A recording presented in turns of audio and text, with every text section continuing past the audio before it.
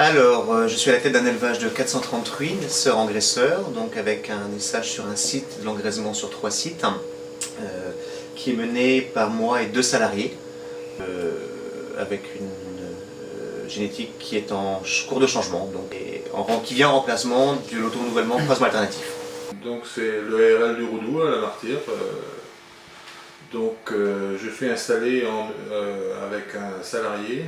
Il y a 140 truies naisseurs-engraisseurs, plus 50 vaches allaitantes naisseurs. Okay. Il y a 104 hectares de SAU.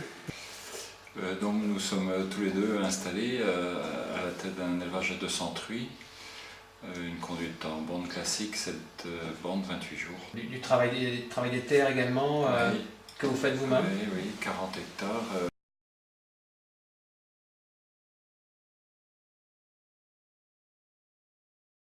Puis donc que je cherche de l'autonomie, de la truie. Je cherche aussi d'avoir des animaux les plus homogènes possibles au sevrage, donc ne pas avoir à faire de portée de petits. Donc je cherche vraiment, l'idée c'est de revenir vraiment à la conduite en bande stricte, à savoir que ce qui naît peut être sevré au moment à 21 jours comme c'est prévu.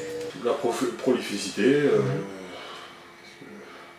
le nombre de porcs rendus, essayer de diminuer le temps de travail. Donc c'est surtout le travail en maternité, de simplifier. D'accord. C'était l'objectif, oui. La surveillance, ça simplifie quoi. Oui, Ouais. oui. Les soins. Ok. C'est la capacité à sevrer. D'accord.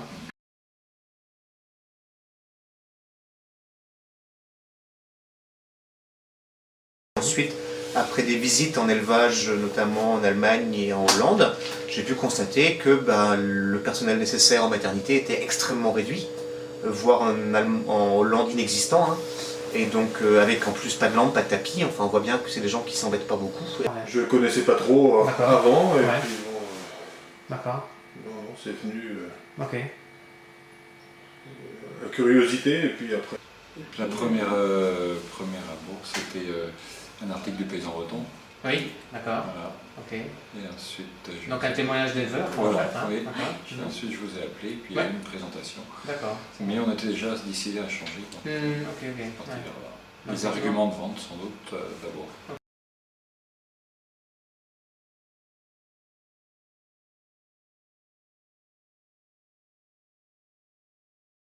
Il est bien évident que les moyens mis en œuvre au niveau donc, de la génomique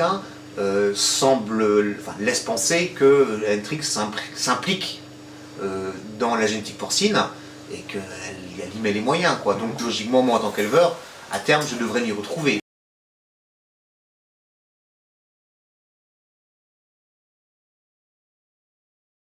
Les premières mises bas ont lieu, elles se sont bien passées. Elles ont en tout cas confirmé les éléments que j'avais vus en Hollande et en Allemagne, notamment le caractère ultra maternel des truies, quoi. Que ça, je confirme là, aujourd'hui c'est une évidence. On voit bien des truies qui ont un comportement en maternité que j'avais rarement vu, quoi, avec des mises bas qui se parlent dans un calme assez impressionnant, pour l'instant une absence de fouille, et une capacité à sevrer ce qui est né qui se confirme, quoi. Le fait de prendre la truie porc, ça m'a fait diminuer les surveillances, au moment de mise bas déjà. Ouais. Les surveillances du soir. Oui, voilà. À un certain âge, ça va, mais après, comme on aime bien tout à fait. la vie familiale aussi, après. Bien sûr, ok. Donc ça a permis, la truie porc a permis de résoudre cette question-là. D'accord. La cochette calme, bonne venue en chaleur. D'accord. Des porcelets vigoureux à la naissance. Beaucoup moins d'écrasés qu'avant. Donc en termes de prolificité aujourd'hui, donc sur le sevré, vous êtes à quel 12-21. 12-21 avec la truie porc. Amélioration, surtout la maternité, puisque facilité. c'est difficile de faire la séparation encore en engraissement, mais surtout en maternité, je le redis. Capacité à mettre bas tout seul. D'accord. Capacité à sevrer. C'est-à-dire, donc c'est passé de combien à combien, on va dire, en termes de sevré? Donc de combien à combien? De 11 à 12, 12, 2. Ok, vous serez plus de 12 aujourd'hui, quoi, régulièrement. Avec les truies IPOR. Ah, d'accord. Ouais, L'autre génétique est toujours en place. Oui, Mais oui. c'est beaucoup moins. Oui. La chose qui change en verraterie, c'est qu'elles se retapent beaucoup plus vite. D'accord. Elles se refont, Mhm. elles profitent pleinement de l'aliment qu'elles donnent. Hein. Ok. Beaucoup plus que... Bonne utilisation de l'aliment. Oui. Ok. Et d'un point de vue, donc justement, alors à ce niveau-là, rationnement, est-ce que le niveau de rationnement nécessaire au niveau de la gestante a diminué aussi à ce moment-là? Oui, nettement. Elles mangent moins que les autres. Oui.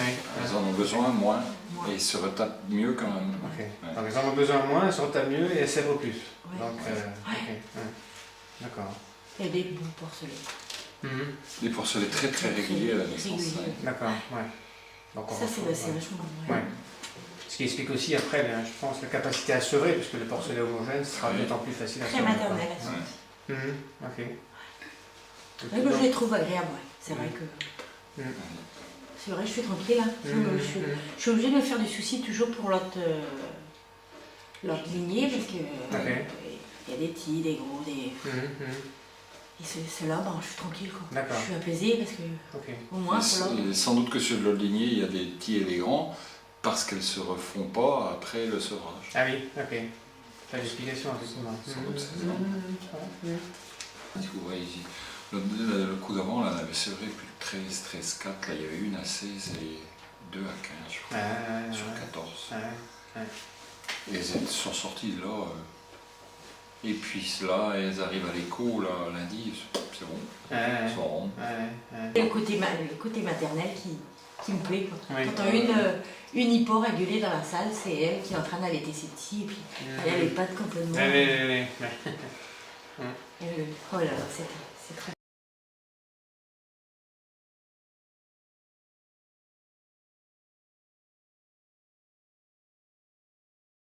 C'était mon objectif, hein. Malgré tout, je ne vous produis pas de porcelet, je produis des porcs charcutiers, donc il faut quand même que je tienne compte de l'ensemble de la chaîne. Oui.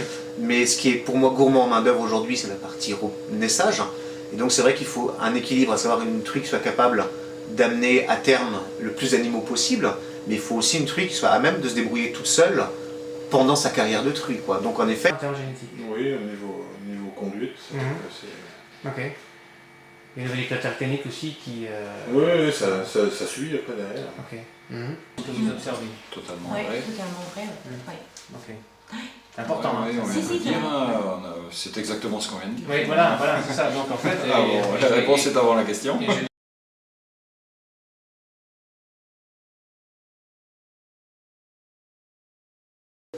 On va dire les critères plutôt qui sont les critères, comment dire, qualitatifs, à savoir le caractère, l'autonomie à la mise bas, la capacité de la truie à se débrouiller toute seule, le taux de perte en maternité. Ça sont quand même des éléments. Et sur l'aspect gain de main d'œuvre, quoi, parce que mécaniquement, quand une truie se débrouille toute seule, ça veut dire qu'il n'y a pas besoin de quelqu'un pour s'en occuper. Or, moi je considère que quand j'ai vu le niveau de productivité des ateliers qu'on a pu voir à l'étranger, je me dis que c'est un poste sur lequel on a en Bretagne des gros gains à faire. Truie calme, bonne venue en chaleur, bonne prolificité aussi. Hein. D'accord. Pour tout. Oui, petit gabarit, facile à conduire. Et puis les deux que je viens de dire en matière, D'accord. capacité à mettre bas seul et capacité à se lever. D'accord. Ok.